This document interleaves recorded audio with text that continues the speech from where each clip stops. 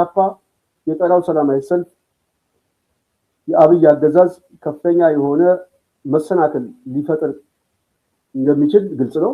ይህንን በመቋቋም ሰልፉን ወደ አደባባይ ማምጣት፣ ህዝቡ ማንቃት፣ ከፍተኛ የሆነ የፖለቲካ ስራ መስራት፣ የሚከፈል መስዋዕትነት ካለ ራሳቸው በመጋፈጥ ይህንን ሰላማዊ ሰልፍ ማነቃነቅ አለባቸው ብሎ ይጠበቃል። እኔ ምናልባት ከቀለበሱት ፖለቲካ የሚሞቱበት በፍጹም የሚቀለበስ ሰልፍ አይመስለኝም። ወደ አደባባይ እስከ መጨረሻ ድረስ መውጣት አለባቸው። ሰልፉን የሚከለክል ከሆነ ሌላ የሰላማዊ ትግል ጥሪዎችን ማስተላለፍ የግድ ያስፈልጋል። ሌላ ከመንግስት ጋር ምንም አይነት ትብብር እንዳይደረግ የተለያዩ ጥሪዎችን ማስተላለፍ ያስፈልጋል።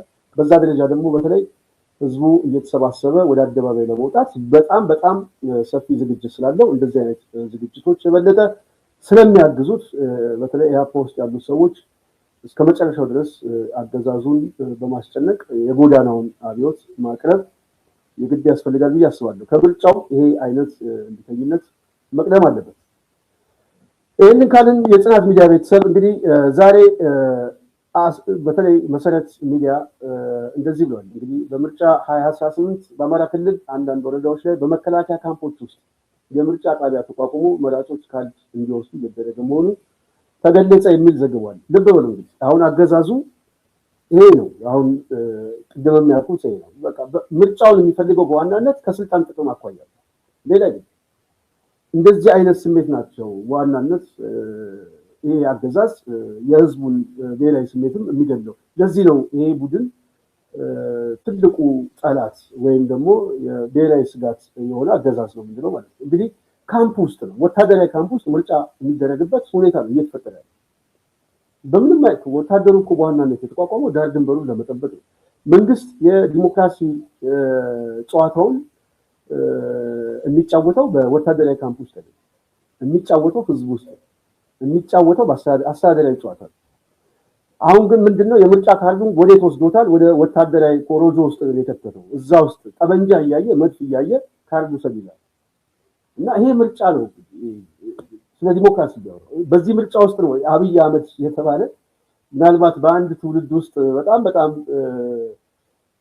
ምናልባት በመጥፎ ታሪክ እየተገለጸ የሚቀጥል ሰው እንግዲህ የአማራ ክልል ያለው ምርጫ በዚህ ሁኔታ እየቀየረው ነው ያለው። ስለዚህ ይሄ ነው አሁን ከዚህ ጋር ይሄን አያይዘ ነው የክልሉ ምስለኔ ደግሞ ምን እንደሚል ተመልከቱት። ይሄን ይላል የክልሉ ምስለኔ በዋናነት ምርጫውን ለማደናቀፍ ይላል። እንግዲህ ወታደራዊ ካምፕ ላይ ነው ምርጫው። ይሄ ደግሞ ይመጣና ምርጫውን ለማደናቀፍ የሚሰሩ ኃይሎች የጸጥታ ኃይሉ አይታገስም፣ ካምፕ ውስጥ ምርጫ እናደርጋለን ግን እዚህ ላይ ለማደናቀፍ የሚፈልጉ ሰዎችን አይታገስም ይላል። እና ይሄ ምስለኔ በዋናነት ከምርጫው አኳያ ካየነው ህዝቡ የሚፈልገውን መንግስት ለመሰየም ሳይሆን ብልጽግና የሚፈልገውን ኦህዴድ የሚፈልገውን ቡድን ወደ ስልጣን ለማምጣት የአማራ ህዝብ ያለቀው አልቆ ይሄ ምርጫ መከናወን አለበት የሚል ያው ፖለቲካ አቅጣጫ እንደሆነ ግልጽ ነው። ስለዚህ ይህንን ከተረዳን የጽናት ሚዲያ ቤተሰብ እዚህ ላይ ነው ሁላችንም አሁን መገንዘብ አለብን ብዬ አስባለሁ። ስለዚህ የጽናት ሚዲያ ቤተሰብ ከዚህ ጋር ስናየው ይሄ ምርጫ ለብልጽግና በጣም ወሳኝ ነው ማለት ነው። ይህንን ምርጫ የሚፈልገው በተለያየ ሁኔታ ከምርጫው የሚገኝ የተለያዩ የፖለቲካ ሴናሪዎችን መስራት ይቻላል። አሁን መሰረት ሚዲያ የዘገበውን ቅድም እንዳያችሁት ማለት ነው። እንግዲህ ይሄ ቡድን ይሄንን ሲናገር ዝም ብሎ አይደለም የሚናገረው። ከምርጫው ጋር በተያያዘ ዋነኛ ጥቅሜ ብሎ የሚያስበው ስልጣን ነው፣ ሌላ አይደለም። ከስልጣን የሚገኝ ጥቅም አለ። ኦህዴድ ደግሞ መጨፍጨፍ የሚፈልገው ህዝብ አለ። ያንን ለመጨፍጨፍ ይሄ ምርጫ ወሳኝ ነው ብሎ ስለሚያምን፣ ስለዚህ እዚህ ጋር ተነስቼ የጽናት ሚዲያ ቤተሰብ አንዳንድ ሀሳቦችን ትንሽ ላጋራችሁ። ይሄ ምርጫ ለኦህዴድ የህልውና ጉዳይ ነው። በነገራችን ላይ ይህንን ማስመር ያስፈልጋል። ለኦህዴድ አሁን ከፍተኛ የሆነ የህልውና አደጋ ኦህዴድ ገጥሞታል ሲባል አንዱ አሁን እንደው የፈጣሪን ትእዛዝ ሆኖ ዓለም አቀፍ ክራይሲሱ የበለጠ ነገሮችን ደበላልቆባቸዋል። ዋነኛው ጉዳይ ግን ከስልጣን ጋር በተያያዘ ከምርጫው እና ከፋኖ ትግል ጋር በተያያዘ የህልውና አደጋ ውስጥ ገብቷል። የአማራ ህዝብ ግን የህልውና አደጋው የመጥፋት የህልውና አደጋ የፖለቲካ የስልጣን ጉዳይ አይደለም። የፋኖ የህልውና አደጋ ደግሞ ከአማራ ህዝብ ዕጣ ፈንታ ጋር አብሮ የተያዘ ነው። በራሱ ፋኖ ባይኖር የሚጎዳው አማራው። ይህን ልታሰብሩበት ይገባል። የፋኖ ትግል በራሱ እንደ አንድ የፖለቲካ ስብስብ አድርጎ ብቻ መቁጠር ተገቢ አይደለም። ከህልውና ጥያቄው አኳያ ስንመዝነው ፋኖ ከሌለ የአማራ ህዝብ በከፍተኛ ወታደራዊ ፖለቲካዊ ሞት የሚሞቱበት እድሉ በጣም ሰፊ ነው። ስለዚህ ያንን ስናስብ ለአማራ እጅግ በጣም የከፋ የህልውና አደጋ ኦህዴድ ከስልጣን ስለሚያስብ ማለት ነው። ስለዚህ በዚህ ምርጫ ላይ የጽናት ሚዲያ ቤተሰብ ዋነኛ የምርጫው አስፈላጊነት እድል ካገኘ ይሄ ቡድን 3-4 ነገሮችን በተወሰነ መልኩ ልጥቀስላቸው። እድል ካገኘ እድል ያገኛል ብዬ አላስብም። ቅርብ ጊዜ ፋኖ መግለጫ ጠንካራ መግለጫ ሰጥቷል። ከዚህ ጋር በተያያዘ በተለይ የተለያዩ ወታደራዊ ኦፕሬሽን በተለይ ደቡብ ጎንደር ላይ የተወሰደውን አይተናል። ሰሞኑን ጎጃም እነ ዝናቡ እያጫወቱት ነው። ጎጃምን ቅጥቅጥ የገባውን ሰራዊት በጣም በሚገርም ሁኔታ እዛ አካባቢ ያለው ጀግንነት በተለይ ጎንደር አካባቢ እየተሰማ ያለው አዳዲስ ኦፕሬሽን በወሎ አካባቢ አሁን ደግሞ ቅርብ ጊዜ በተለይ በዚህ በሸዋ አካባቢ ላይ ያለው አንድነት የበለጠ የሚያስደስት ሆኗል። የአዲስ አበባውን እንቅስቃሴ የበለጠ ያፈጥኑታል ተብሎ ይጠበቃ ነው። የሆነ ሆኖ ሰሞኑን እንኳን ፋኖ የማረከው ሰራዊት ቀላል አይደለም። አሁን የገባውን ሁሉ ያሊ ቢራንም እንግዲህ ዘፈን እያጫወት እንደሆነ እየሰማ ነው። ስለዚህ ይሄ ወታደራዊ እንቅስቃሴ በጣም እየተጠናከረ የሚመጣበት እድል በጣም ሰፊ ነው ከመግለጫው አኳያ ስናየው። ክፍተቶች ግን አግኝቶ ነው የምነግራቸው። አሁን ክፍተት የተወሰነ ወታደራዊ ክፍተቱ ወይም ደግሞ የተወሰነች የምርጫ ጊዜዋን ጠብቆ ይሄ የብአዴን ምስለኔ በአማራ ክልል ውስጥ ምርጫ የሚያደርግበት እድል ከተፈጠረ ኦህዴድም ሌላ አካባቢ ላይ ምርጫ የሚያደርግበት እድል ከተፈጠረ እነዚህ ውጤቶቹን በመሰብሰብ መንግስት ቢመሰረት ሊገጥም የሚችል ምንድነው? 3 ነገር ልንገራችሁ። አንደኛ ቅቡልነት አለኝ የሚል በቀጣይ የተራዘመ ጦርነት ሊያደርግ የሚችልበት የምርጫ መንግስት ነኝ ለማለት የሚያስችል ዲስኮርስ ይፈጥራል። ይሄ በጣም አደገኛ ነው። ይሄ መዋቅሩን ለማንቀሳቀስ የጸጥታ መዋቅሩን ለማንቀሳቀስ የሚገለውን ህዝብ ለተራዘመ ጊዜ ለመግደል በዚህ ሁኔታ ይጠቀምበታል። ይሄ አንድ ሴናሪዮ። በሌላ በኩል ከምርጫ ጋር የመጣ ስርዓት አድርጎ ለማሳየት በተለይ ውጫዊ የሆነውን ተጽዕኖ ዓለም አቀፉ ማህበረሰብ ጋር ያለው ሁኔታ ለመሸፋፈል ከምርጫ የመጣ መንግስት ነው የሚል የቅቡልነት ጥያቄ የሌጂስሌሲ ጥያቄውን በዚህ ይሸፍንበታል። ይሄ ደግሞ ለነጻነት ትግሉ ለህዝቡ ደግሞ ከፍተኛ አደጋ አለው። ሁለተኛው በተቃዋሚዎች በኩል ከፍተኛ መንጠባጠብና መከፋፈል እንዲኖር እንደ ጥሩ አጋጣሚ ይጠቀምበታል የጽናት ሚዲያ። ይሄ ምናልባት ከምርጫው ጋር የተያዘው ሊፈጠር የሚችለው ምንድነው? ክፍፍል፣ መሰላቸት፣ ተስፋ መቁረጥ። ስለዚህ በተቃውሞ ጎራ ያሉት በሚፋለሙ ኃይሎችም ክፍፍል ፈጥርበታለሁ ብሎ የሚያስብበት እድል ነው። ይሄ አንድ እድል ይፈጥርልኛል ብሎ ያስባል። ሶስተኛውና ዋናው ጉዳይ በህዝብ ውስጥ ከፍተኛ የሆነ ተስፋ መቁረጥና የተራዘመ ቀውስ ሊገጥመኝ ነው የሚል የስነ ልቦና ስብራት እና ከራሱ ጋር እንዲለማመጥ ጭንቀት ውስጥ እንዲገባ ያግዘዋል። በቃ አሁንም በምርጫ መጣ እና ከምርጫው በፊት ቡድን ተገዶም የሽግግር መንግስት አልመሰረተም።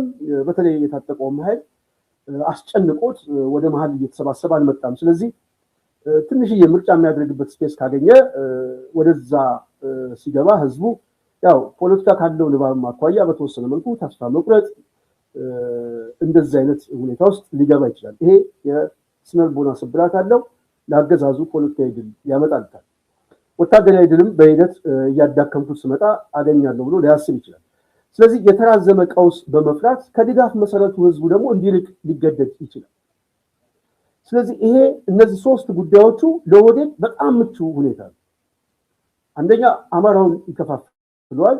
የአማራውን የትግል መንፈስ የማዳከም እንቅስቃሴ ይፈጥራል። በሚታገሉ ስብስቦች ላይም ከምርጫው ጋር በተያያዘ የተለያየ ኮንስፓይረሲ ትንተና ሊሰራበት ስለሚችል ትግሉ ላይ እክል ሊገጥም ይችላል። ኦህዴድ የፖለቲካ ብልጫ ወስድበታለሁ ብሎ በጣም ያስባል። ምስለኔው ብአዴን ግን ምንድነው የሚያተርፈው? ያው በምስለኔነት የሚቀጥልበትን በተወሰነ መልኩ የሚራዘም ስልጣን ያገኛል፣ የስልጣን እድል ያገኛል። የስልጣን እድል በዋናነት ከተላላኪነት የማይወጣ የስልጣን እድል ማለት ነው። ይሄንን የሚያስጠብቅበት አንድ እድል ይፈጥራል።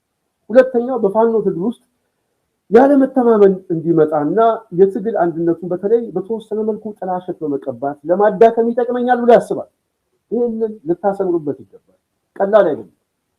ባለፈው ጊዜ ምሬ ወዳጆውን ስልክ ተደውሎልኝ ነበር ምናምን የሚል የተለያየ ዲስኮርስ ሰምቻለሁ። እንደዚህ አይነት ነገሮች በነገራችን ላይ ወደ አደባባይ ባይመጣ ጥሩ ነው፣ አስፈላጊ አይደለም። ግን ከሆነም ራሱ እነሱ የሚፈልጉት እኔ የሴራ ትንተናውን በደንብ መቼም የሚረዱ ሰዎች ናቸው ብዬ አስባለሁ። የሚረዱት ሴራ ስላለው ከስልክ ደወለልኝ ምናምን አኳያ እሱ እንደዚህ መለሰላቸው ምናምን ሲያው ነገ ጠዋት የሴራ ትንተና ተጋላጭ ያደርጋል። ለሴራው በር ይከፍታል። አይ እነሱ እኮ እንደዚህ ሆኖ ነው፣ እነሱ እኮ እንዲህ ተስማምቶ ነው፣ እነሱ እኮ እንደዚህ ነው ምናምን የሚል ነገር በህዝቡ ውስጥ መፍጠር እንፈልገው። የፖለቲካ ዲስኮርስ ማለማመን እንፈልገው ዋናው የብአዴን እንቅስቃሴ ማለት ነው። ስለዚህ እነዚህ ነገሮቹ በጣም ጠቃሚ ናቸው ብዬ አላስብም። ለማንኛውም ግን እነዚህ ቡድኖች ስልክ ደወለን አገናኘን ምናምን የሚል ነገር እኔ እውነት ከሆነ ውሸት ይመስለኛል። እውነት ከሆነ ግን የብአዴን የስልክ ልውውጥ ሁሉ ሚዲያ ላይ መምጣቱ አስፈላጊ ነው ብዬ አላስብም። ደወለን አናገረኝ እንደዚህ ያለኝ ምናምን እንደዚህ አያስፈልግም፣ ጭራሽ አያስፈልግም።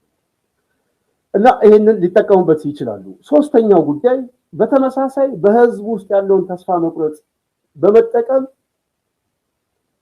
የሚቀናቀነውን ኃይል ለማዳከም አይ ከምጠፋ የሚል ማህበረሰብ እየሸሸ የድጋፍ መሰረቱን በማንጠባጠብ ተጨንቆ የሚደግፍ ማህበረሰብ ሊፈጥር ይችላል። ስለዚህ ብአዴን በተወሰነ መልኩ ከዚህ የምርጫ ሂደት አትራፊ የሚሆንበት እድል ሊፈጥር ይችላል። በፋኖ እንቅስቃሴ ላይ የጽናት ሚዲያ እኔ አሁን ፖለቲካዊ ትንተና ነው እኔ የሚታየኝ ነው የማስቀምጠው። ብዙ ጊዜ ምናልባት እኔ የምናገረውን ሰዎች ላይቀበሉ ይችላሉ፣ ሊቀበሉ ይችላሉ ይሆናል ነው እንጂ ተጨባጭ ነገር አይደለም። በፋኖ ውስጥ ደግሞ ምርጫ የሚያደርግበት እድል ከተፈጠረ ውስጣዊ አንድነቱና ድርጅታዊ ጥንካሬውን ያዳክመዋል። አገዛዙ መንግስት የሚመሰረትበት ሁኔታ ከተፈጠረ በሂደት ውስጣዊ አንድነቱ ድርጅታዊ ጥንካሬውን በጣም እያዳከመው ምናልባትም ውስጣዊ የሆነ አንጃ እና አስተላለፍ ሊፈጥርበት ይችላል። ይሄ በጣም አደገኛ ነው ለአንድ ድርጅት፣ ለአንድ ተቋም። በሌላ በኩል የጽናት ሚዲያ ቤተሰብ የድጋፍ መሰረቱ እየተንጠባጠበ ከመጣ ከምርጫው ጋር በተያያዘ ወዶ ሳይሆን በግዱ በተለይ ይሄ ቡድን ስልጣን ያለው አሁንም ይገለኛል የሚል ተሸናፊነትና የስነ ልቦና ስብራት ውስጥ ስለሚከተው ሊርቀው ይችላል። የድጋፍ መሰረቱ ሊንጠባጠብበት ይችላል። ይሄ ደግሞ በተለይ በውጫዊና ውስጣዊ የሆነውን የድጋፍ መሰረትንም እያንጠባጠበበት ሊመጣ ይችላል። ስለዚህ ይሄ ቡድን የህልውና አደጋ አለበት ብለን ከተማመንን የጽናት ሚዲያ ቤተሰብ በተለይ ኦህዴድ የህልውና አደጋው የስልጣን የህልውና አደጋ ከስልጣን የሚመጣ የህልውና አደጋ በዋናነት ተቀናቃኝ ኃይሉን አዳክመዋለሁ የሚልበት ዋነኛ መስፈርት እቺ በየካምፕ ውስጥ የሚያደርጋት ምርጫ ነች። ይሄንን ምርጫ ደግሞ አማራ ክልል ላይ አስቻይ ሁኔታ ተፈጥሮለት ከደረገ አዲስ አበባ ላይ አስገድዶ የሚያደርገውና ሱሉልታና ቡራዮ ላይ የሚሰበስበውን ከበሻሻ ጋር ደምሮ መንግስት መስርቻለሁ ቢልም ፖለቲካዊ መንግስት አይሆንም። ያው ቅቡልነት ያለው መንግስት አይሆንም። የፖለቲካ ትርክቱ ግልጽ ነው። ግን ሰው ለመግደል ግን የሚያስችል ሁኔታ ይፈጠርለታል። አማራው የተራዘመ ጦርነት ውስጥ እንዲገባ ያደርገዋል። የአዲስ አበባ ጉዳይ የበለጠ አደጋ ውስጥ እንዲገባ ያደርገዋል። በአጠቃላይ በሀገር አቀፍ ደረጃ ያለው የትግራይን ፖለቲካ በሂደት ከፍተኛ አደጋ ሊገጥመው ይችላል ማለት ነው። ስለዚህ መፍትሄው ምንድነው ነው? ወደ መፍትሄው ላይ ልምጣና ሐሳቤን ልጨርስ። መፍትሄው አንድና አንድ ይሄ አገዛዝ ምርጫው የህልውና አደጋው ከሆነ ለኛ ደግሞ ምርጫው የህልውናችን አደጋ አድርገን ማየት አለብን። እሱ በማድረጉ እኛ ደግሞ በመዝጋት ስንዘጋው ፖለቲካዊ ድል እንደምናመጣ መተማመን ያስፈልጋል ማለት ነው። አገዛዙ ወዶ ሳይሆን በግዱ ተሸንፎ ሽግግር መንግስት የሚመሰረትበት እድል ይፈጥራል። ስለዚህ ምርጫ የሚያደርግበትን ስፔስ በሙሉ በመዝጋት አዳዲስ የሆኑ ትግሎችን አዳዲስ የሆኑ ወታደራዊ ማጥቃት የግድ ያስፈልጋል። አንዱ በህዝባዊ እንቢተኝነት የሚደረገው ትግል የሚጠቅመው ከዚህ ጋር በተያያዘ ከተማ አቀፍ ገደር በገጠርም አካባቢ ያለው በጣም የሚያቋርጥ ሳይሆን የተራዘመ የሆነ እምቢተኝነት ይሄ ንቅናቄ ግድ ያስፈልጋል። እሱ ብቻ አይደለም። ኦህዴድ ውስጥ ያለ መንግስታዊ ተቋም ሁሉ ሰው ምንም አይነት ትብብር እንዳያደርግ ለምሳሌ ቴሌ ሰው ስልክ እንዳይሞላ አማራጭ መፈለግ ኢትዮ ቴሌኮም በሙሉ መግባት ህዝቡ ዘግቶ ማስቀመጥ ቴሌ ማክሰር ግድ ያስፈልጋል። በተለይ አማራ ክልል ላይ ያለ ግብር ማቆም በየትኛውም እንቅስቃሴ ላይ ያለ የትራንስፖርት እንቅስቃሴ መዝጋት ይህንን እንቅስቃሴ የግድ ያስፈልጋል ማለት ነው። ስለዚህ እንደዚህ አይነት እንቅስቃሴዎች አሉ፣ ማታገዮች አሉ። ከዚህ እንቅስቃሴ ጋር በተያያዘ ደግሞ ፋኖ የተለያዩ የማጥቃት እንቅስቃሴውን እየወሰደ በተለይ የተቀናጀ የተናበበ አዲስ አበባ በክልሉ ዙሪያም ያለውን እንቅስቃሴ በመጠቀም አገዛዙን በማስጨነቅ ከምርጫው እንዲወጣ ማድረግ የግድ ያስፈልጋል። ይሄ በጣም ወሳኝ ስለሆነ እና ይህንን በማድረግ የጽናት ሚዲያ ቤተሰብ ለውጥ ልናመጣ እንችላለን ብዬ አስባለሁ። ይህንን ምርጫ ማድረግ የህልውና አደጋይ ነው የሚለው ኦህዴድ አማራ ክልል ላይ ካምፕ ውስጥ እንግዲህ መሰረት ሚዲያ ነው የዘገበው። በካምፕ ውስጥ ምርጫ እያደረገ ነው። ምርጫ ቦርድ እኮ ይሄንን ምርጫ ነው እንግዲህ ምርጫ የምታስፈጽመው መቼም ይሰሙ ይሆናል። አንዳንድ ጊዜ ያው የተቃዋሞችን እንቅስቃሴ ነው ሲያዳምጡ የሚሉት ይሰማል። በእርግጠኝነት እናውቃቸዋለን። ለማንኛውም ምርጫ ቦርድ ማን ነው የምንለው ይሄ ነው። የዚህ የምርጫ ቦርድ መስታወት የአብይ በተለይ ይሄ ናሽናል ዲያሎግ የሚባለው ማን እንደሆነ ግልጽ ነው። የምርጫው ውጤት ግልጽ ነው። ውጤቱ ብቻ ሳይሆን ሂደቱ ራሱን እየመሰከረ የመጣ ሁኔታ ነው። ስለዚህ ኢህአፓ እየወሰደ ያለው እንቅስቃሴ ህዝባዊ እንቅስቃሴ በተለያየ እንቅስቃሴ ላይ የሚደገፍ ነው። በተዘዋዋሪ ደግሞ በተለይ የታጠቀው ኃይል የፋኖ እንቅስቃሴ በጣም ተገማች ያልሆነ ምናልባትም ትላልቅ ኦፕሬሽን ሊኖር እንደሚችል በጣም ተጠባቂ ነው። ከምርጫው በፊት ይህንን አገዛዝ በማፍረስ አስገድዶ የሽግግር መንግስት መመስረት የግድ ያስፈልጋል የጽናት ሚዲያ ቤተሰብ። ስለዚህ እኔ ዛሬ በተወሰነ መልኩ ያየሁት ፖለቲካዊ እይታ ከዚህ አኳያ የመጣ ነው።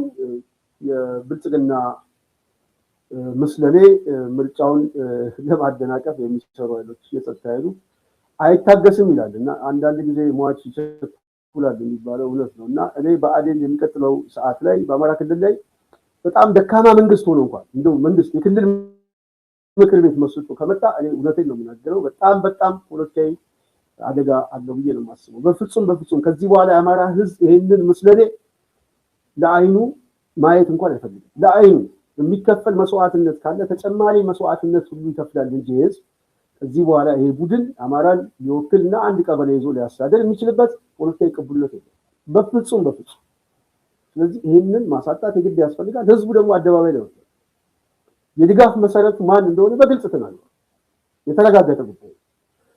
ይህንን ማስፈጸም የሚችሉ መሬት ላይ ያሉ ሰዎች ናቸው። መሬት ላይ ያሉ ሰዎች ደግሞ ይህንን ከፍተኛ ሚና በመጫወት እንግዲህ አዳዲስ ለውጥ የሚመጣበት ሂደት መፈጠር አለበት።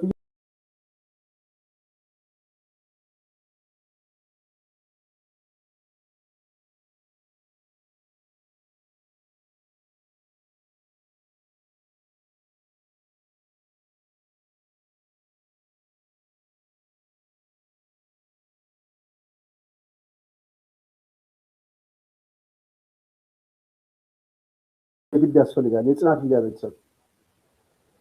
ስለዚህ ይህንን በተወሰነ መልኩ ከተረዳን ዛሬ ያው በሰበር ዜና ቅድም የተናገርነው የአቶ ስብሐት ነጋ ህልፈት እንግዲህ ተሰምቷል። ከዚህ ጋር በተያያዘ እንግዲህ የተለያዩ መረጃዎችን አድርሰናል። ከብአዴን እንቅስቃሴና ከምርጫ ጋር በተያያዘ እንደዚሁም ከኢህአፓ ጉዳይ ጋር በተያያዘ ኢራን ላይም ከታየው የተለያዩ ህዝባዊ ትዕይንት እንግዲህ ወደ እናንተ የተለያዩ ሀሳቦችን እናድርስ ብለን ነው። በሚቀጥለው በሌላ ሀሳብ በሌላ ዝግጅት እንገናኛለን። የጽናት ሚዲያ ቤተሰብ ጽናትን የምትደግፉ ሁሉ ከልብ እናመሰግናለን። ሀሳብ አስተያየት የምትሰጡ የጽናት ቤተሰቦች ከልብ እናመሰግናለን። ጽናትን በነገራችን ላይ ደግፉ፣ ቤተሰቡ ነው። የተለያዩ ሰዎች ሀሳብ እየሰጣችሁን ነው። የነፍጠኛው ልጅ በጣም እናመሰግናለን። ሚኪያስ እንግዲህ የተለያዩ ሀሳቦች ያነሳችሁ ሁሉ ከልብ እናመሰግናለን። ገንቢ ሀሳብ ነው የምትሰጡት። ሁሉ ጊዜ ሀሳብ ስጡ፣ ደግፉ፣ የጽናት ቤተሰብ ሁኑ እያልን መልእክታችን እናስተላልፋለን። በሚቀጥለው ሌላ ዝግጅት በሌላ ፕሮግራም እስክንገናኝ የዛሬም በዚህ ያበቃለሁ። የጽናት ሚዲያ ቤተሰቦች ስለነበረን ቆይታ አመሰግናለሁ።